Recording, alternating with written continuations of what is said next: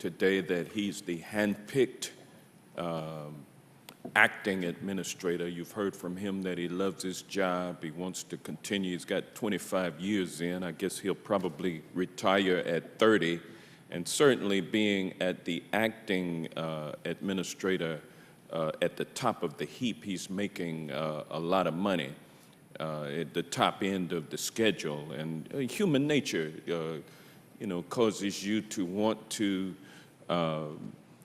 maintain that status as an employee. And you've heard that GSA is not collecting the kinds of information, financial information, that would enable it to adequately scrutinize this Trump lease and the revenues flowing therefrom. You've heard testimony that perhaps there is no mechanism in place for generating reports about any foreign government or foreign actor spending at the Trump Hotel, and you know the ramifications and implications of what that means in terms of foreign actors impacting U.S. policy through spending money at the Trump Hotel. And you've also heard testimony that high-level Trump family members and also those serving in the in high levels in the Trump administration are not recused from dealing with the GSA insofar as the Trump Hotel is concerned. And you've heard that there's no legal opinions that have been rendered, or at least we've not had any evidence of any legal opinions being rendered about the compliance with President Trump with this lease.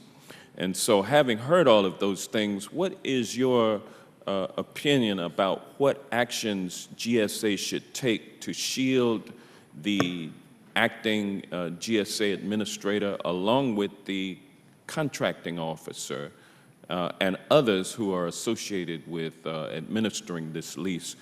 What actions do you think GSA should take to protect those officials from undue influence with respect to the lessee, who is the President of the United States?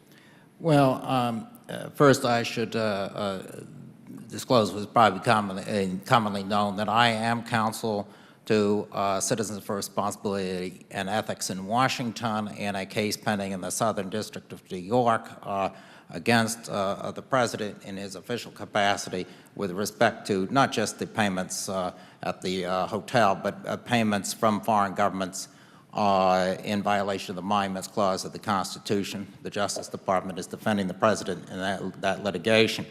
I think with respect to GSA, the one thing that they can do that I'd like to see a lot more of here, in addition to strictly construing the terms of a lease to protect the taxpayer, not the President, but the second thing is transparency. It's critically important that information about this lease and other leases, including this $8 billion worth of leases, that I have no confidence not just going to be, or not leases, sales, or whatever is going to happen with this, the property that's going to be sold in the next 6 years pursuant to the statute, that I have no confidence that there's not going to be just a lot of self-dealing, whether it's government officials or campaign contributors or someone else. And if we want confidence, public confidence in this government and in GSA, they need to be transparent. They need to disclose the relevant documents for transactions that members of Congress are interested in. And that means members of Congress of both parties. I don't know what happened during the first 2 years of the Obama administration when the Democrats controlled the House and the Senate.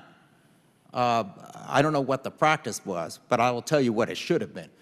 And that is that the Republicans wanted documents from that administration. They should have been delivered here. And the same with the Democrats today. We don't have one-party oversight of the executive branch, particularly not by the President's party.